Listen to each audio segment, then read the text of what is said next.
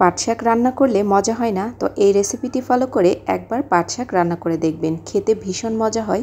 আমিও পাট শাক খুব একটা পছন্দ করি না, তবে এভাবে রান্না করার পর থেকে প্রায় আমি পাট শাক এইভাবেই রান্না করে থাকি। আজকে পুরো রেসিপিটি খুব সহজভাবে আপনাদেরকে দেখিয়ে দেব। পাট শাক রান্না করার জন্য এখানে আমি কিছু পাট শাক নিয়েছি। তো পাট শাকে শুধু পাতাটাই ব্যবহার করেছি, ডাঁটিটাকে ফেলে দিয়েছি আর এগুলো ভালো মতো করে পরিষ্কার করে নিয়েছি। এখন এই পাট শাকগুলোকে আমি রান্না করে নেব। তো এখানে প্রায় 2 আটির মতো পাট শাক রয়েছে। তো ঝরঝরে পাট শাক রান্না করার জন্য এই রেসিপিটি অবশ্যই একবার ফলো করে রান্না করে দেখবেন। প্রথমেই একটা প্যানের মধ্যে আমি সব পাট শাকগুলোকে নিয়ে নিচ্ছি। এখানে আমি কোনো পানিও ব্যবহার করব না। এর মধ্যে এখন দিয়ে নিচ্ছি সামান্য একটু লবণ।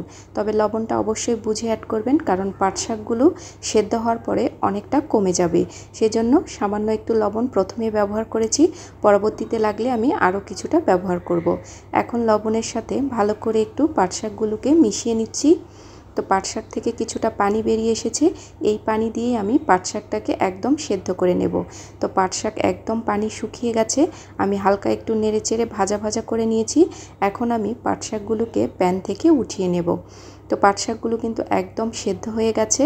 তো এভাবে পাট শাক রান্না করলে খেতে যেমন মজাদার হয় আর পাট শাকটাও একদম ঝরঝরে হয়। তো প্রথমে প্যানের মধ্যে দিয়ে নিয়েছি 3 টেবিল চামচ পরিমাণ রান্নার তেল। এর মধ্যে দিয়ে নিয়েছি 3টি শুকনো মরিচ।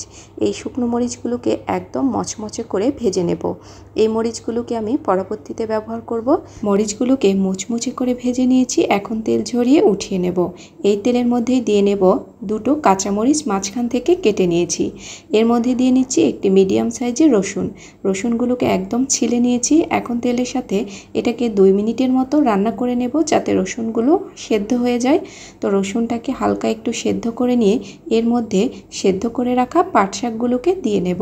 তো পাট শাক দিয়ে নিয়েছি, এখন এই রসুন এবং তেলের সাথে হালকা একটু নাড়াচাড়া করে নিচ্ছি। 2 থেকে 3 মিনিটের মতো ভেজে নিলে এই রসুনের গন্ধটা একদম পাট শাকের ভেতরে ঢুকে যাবে আর এটা খেতে ভীষণ মজাদার হবে। তো এখন আমি যেই মরিচটা ভেজে রেখেছিলাম হাত দিয়ে ভালো করে গুঁড়ো করে এই পাট শাকের মধ্যে দিয়ে নিতে হবে। তো এই ভাজা মরিচের গন্ধ দিয়ে পাট শাক খেতে বেশ মজাদার হয়। আপনারা কারা কারা এভাবে রান্না করেন অবশ্যই কমেন্ট করে জানাবেন। এইভাবে পাট শাক রান্না করেছিলাম, বেশ মজা হয়েছে খেতে। আপনারাও ট্রাই করে দেখতে পারেন। অসম্ভব মজাদার এই পাট শাকের রেসিপিটি। আর পাট শাক কিন্তু একদমই ঝরঝরে হবে। তো পাট শাক রান্না মোটামুটি হয়ে গেছে। হালকা একটু নাড়াচাড়া করে এখন আমি চুলো জালটাকে একদমই অফ করে দিয়েছি। পাট শাকগুলোকে এখন আমি নামিয়ে নেব। তো পাট শাকগুলোকে আমি একদম উঠিয়ে নিয়েছি, দেখুন কতটা সুন্দর কালার এসেছে আর একদম ঝরঝরে পাট শাক রেডি। এই পাট শাক দিয়ে 1 প্লেট ভাত নিমিষেই শেষ হয়ে যাবে। মজাদার এই পাট শাকের রেসিপিটি অবশ্যই বাসায় একবার হলেও ট্রাই করে দেখবেন। সবসময় চেষ্টা করি একদমই সহজ রেসিপি শেয়ার করার জন্য। রেসিপিটি ভালো লাগলে অবশ্যই ফ্রেন্ডস অ্যান্ড ফ্যামিলির কাছে শেয়ার করে দেবেন। এই পর্যন্তই, ভালো থাকবেন। আল্লাহ হাফেজ। আসসালামু আলাইকুম।